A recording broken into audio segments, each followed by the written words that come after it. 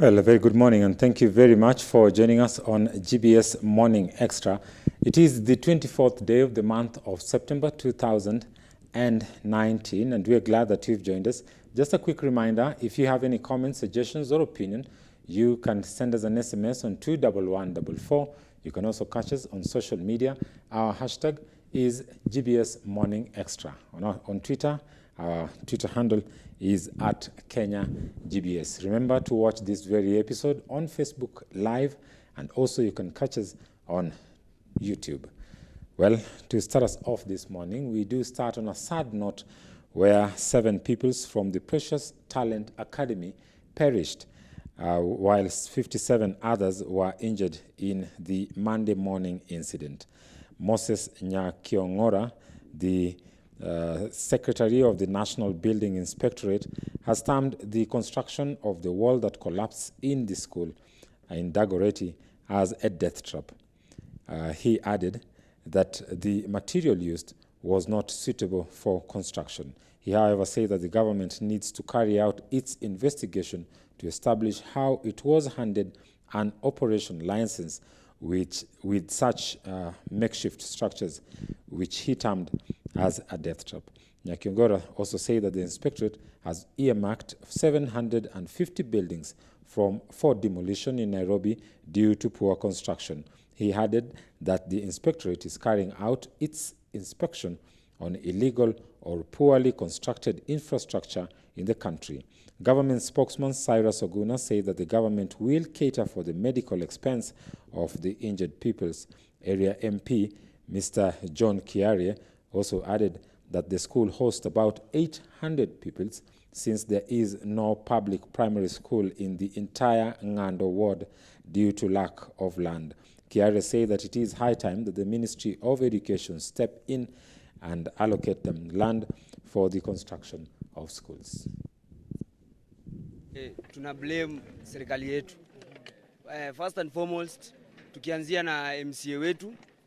We had a meeting ya kuongelelea kuhusu shule, tutengenezewe public school, but he came here na akahonga watu 100 wa karibu meeting. So first of all, yeye kwanza tumemfukuza juu yeye hakuna kitu anatufanyia na hakuna maendeleo yote anatutendea huku. So another thing, I've had our MP Mr. John Kiarie, at least ameongelelea hii issue. He was not present in that meeting. He was to be there, but I don't know what happened. But sisi tunaomba sana kama wakaaji wa Ng'ando tutengenezewe shule, watoto wetu waache kuumia. Hii shule ndio ina perform. It's a very good school. It performs well na inasaidia watoto wetu. So if we get a public school, our children will not be perishing in these houses. We are here to give you a preliminary report about the incident that happened here at 7:30 in the morning.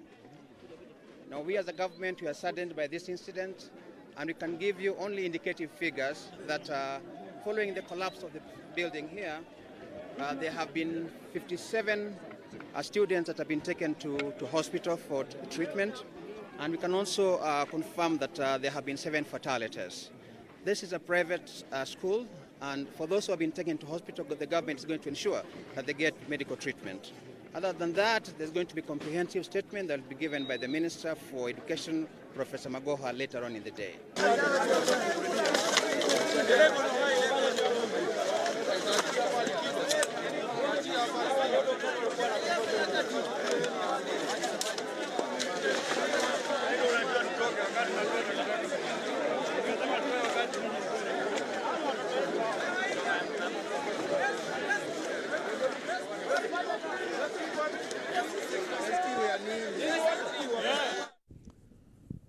Now, away from that, we move to the coastal province where the government has confirmed that it will compensate residents of Lamu who were affected by the LAPSSET project. Tupanue fikira zetu. Najua kwamba hapa Lamu watu walikuwa wamezoea, unasema mikoko, uvuvi na utalii. Sasa hivi tumeona kwamba maendeleo mapya yameingia Lamu. Kazi ya bandari ishaingia Lamu. Na ukichukua mfano kutoka kule Mombasa, ni kwamba utaona kwamba yale kazi ambayo yalikuwa yakiendelea hapa hayatakuwa kazi pekee, na si kwamba haya kazi kama uvuvi, mikoko na utalii pekee ndio imewekwa kama rubber stamp kwa watu wa Lamu.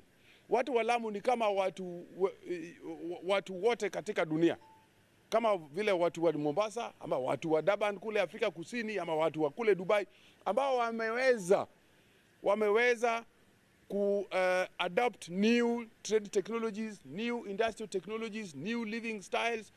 Kwa hivyo watu wa Lamu si ati lazima wamefinywa kwenye kona ya uvuvi, mikoko na utalii pekee. Kwa hivyo watu wa Lamu wako huru zaidi. Tena tunatarajia kwamba ndio watakuwa watu wa kwanza zaidi kuchukua opportunities zile ambazo zimefika hapa, ndio waendelee sasa. I'm Honorable Gregory Vasili from South Sudan. It happened I came to Nairobi and I met my friend, the CEO of Lamu Port, the Honorable Sylvester. And he was talking about the Lamu. And Lamu is not a new name to us, because previously we knew our president Salva Kiir and the Prime Minister of Ethiopia and the President of the Republic of Kenya. They launched the opening of the port, and then when we are looking at this at the launching, the place was so bushy. Now it's different. So I told Sylvester, let me go and see and witness it, so that when I go back, I have to talk about what I have seen.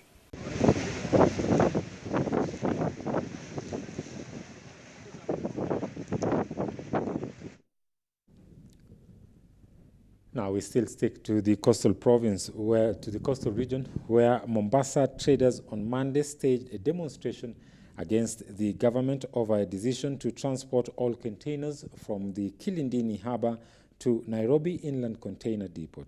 The demonstrations, which started at the Makupa roundabout to Changamwe roundabout in Mombasa West, caused a huge traffic snarl-up between the island and Mombasa mainland. The demonstrators, carrying placards castigating Kenya Ports Authority, Kenya Revenue Authority officials, and the ministry, walked over 10 kilometers as they sang songs and chant slogans against the government. As the demonstrators continued, the truck drivers hooted as a sign of solidarity, while road construction workers also abandoned their work to cheer on the demonstrators. The traffic police officers in the usually busy highway had a hectic time pleading with the demonstrators. Mvita MP Sharif Nasir and acting chairman of the First Action Community in Mombasa Group, Bernard Simiu, later addressed the demonstrators. Nasir said Mombasa residents had a right to demonstrate on anything infringing on their rights. Muhimu sana ule uchafu uliopo uweze kutolewa ili uchumi wetu uweze kuendelea. Wakasema wametoa ripoti ambayo imeonyesha kwamba biashara ndani ya Mombasa imeharibika kabisa, na tukawaambia kwamba wanaohusika na hiyo biashara ambayo imeharibika ni sisi. Ni sisi ndio ambao tumekwazwa na hayo mambo ya biashara kuharibika Mombasa. Na kiini hasa cha kutuharibia sisi kazi hapa Mombasa kama clearing agents, kama transporters, kama all kind of businesses in Mombasa zimeharibika kwa sababu ya kitu kimoja tu, monopoly ya kutumia SGR kama the only source ya kupeleka mzigo Nairobi. Na kitu kingine tunataka kuomba sasa na tujulishe serikali kwamba tumeanza tu, we have just started. We have just started. We are not going to relent on this.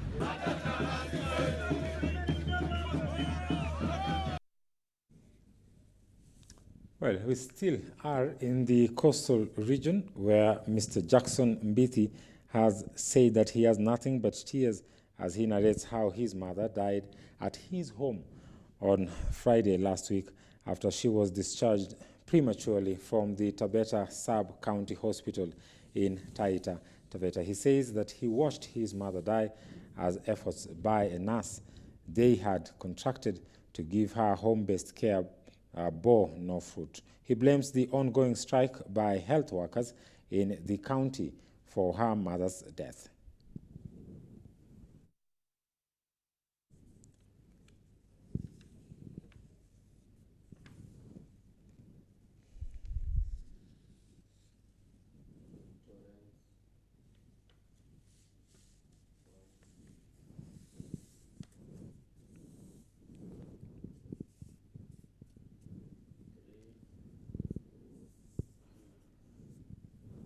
Well, as many parts of the country still experience some drought, a heavy downpour left trails of destruction in Eldoret town on Monday afternoon.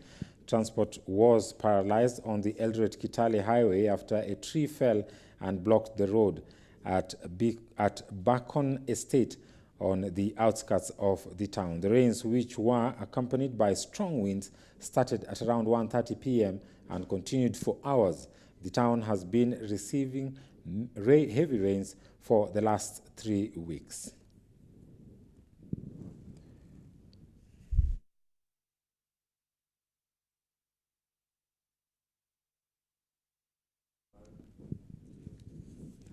And now back to Nairobi on some political news in Kibra constituency, where the debate or campaign is gearing up and heating up as different candidates from different parties are setting themselves to get on to the battle.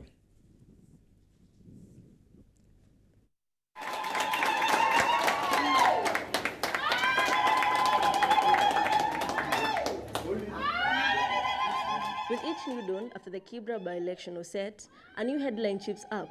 From Mariga's nomination to his assumed fake voters registration documents, the IEBC clearance plus more and more bits of the same come up every day. Handshake, the proper unifying factor for Uhuru, Jubilee and Raila Odinga's Orange Democratic Movement Party, ODM, led to a bridge in the parties blaming their leaders for not consulting them all through the transition. Jubilee, the nation's ruling party, drifted into fragments with the major factions being pro-Ruto Tangatanga and the Keleweke, which is pro the handshake. The Kibra by-election has seen the ruling Jubilee backing split. One tip supporting McDonald Mariga, whose others believe is a candidate fielded by Deputy President Ruto, while others have publicly declared their support for handshake candidate, brother to late Kibra MP Ken Okoth, Imran Okoth. Jubilee's introduction of football star McDonald Mariga, viewed by many as a populist move, has drawn the heavyweight ODM into a frenzy, with other candidates like Musalia Mudavadi's ANC, Eliud Oalo, getting a run for his money. Kibra has been a Raila's Odinga stronghold for the last 3 decades, and ODM is likely to garner a majority of votes, but a Jubilee candidate in the race has rattled the spirit of the handshake. However, ODM's hope were kept alive following a recent declaration by Jubilee-nominated MP, Maina Kamanda, that he will support the handshake candidate. And we have few candidates as Jubilee. That is a candidate that has been put there by Jubilee.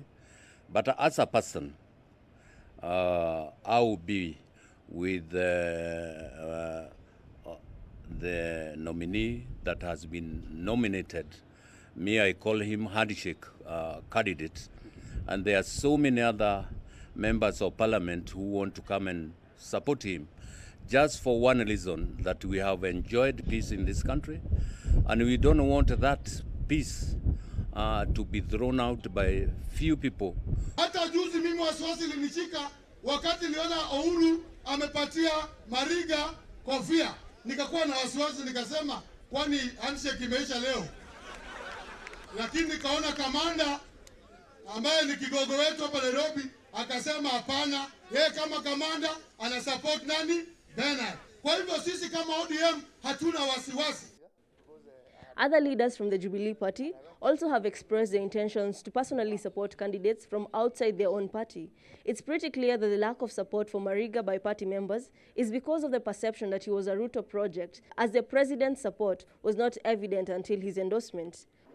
Na nataka kumwambia atakayeshindwa akubali kushindwa. Lakini mimi yangu, I expressed my opinion. I supported the candidate. The people of Kibra thought otherwise. Mwenye ataletwa hapa nitamfanya induction. Unasukuma kutoka kwa ndege na parachute, lakini huyo amesukumwa na parachute imekataa kufunguka. Na yeye ndio huyo tu anateremuka, hajapiga kura, hajatembea Kibira siku nyingine, ndio hiyo tu anakuja na parachute na nyinyi mnamwangalia tu. Tarehe 7 mtamuonyesha kwamba Kibira si showground. You will see many members coming just because of the friendship that the late Honorable Okoth had with the other members. and even members across other parties who join in just because to give hand to the brother of the late Okoth. ODM, Amani National Congress, Ford Kenya, and other political parties formerly in the NASA coalitions broke ranks in the onset of the handshake due to claims that ODM leader Odinga went behind their backs to make a deal with Uhuru Kenyatta in the post-2017 disputed elections. 2022 election has become the utterance of every political figure, and these rifts among the political groups is alarming to the citizens. Pundits have said that the Kibra by-election will play a key role in setting the bar for the 2022 general elections. Reporting for GBS Morning Extra, I'm Wangoi Wamboi. Well, that report by Wangoi Wamboi brings us to the end of this first segment of the GBS Morning Extra. We now take a short break. When we come back, we are going to have with us in studio, we already have with us in studio, Rokino Okoth, who is a political analyst, and we are going to look at matters politics as they stand now. Well, for now, viewers, we take a short break. We'll be right back after.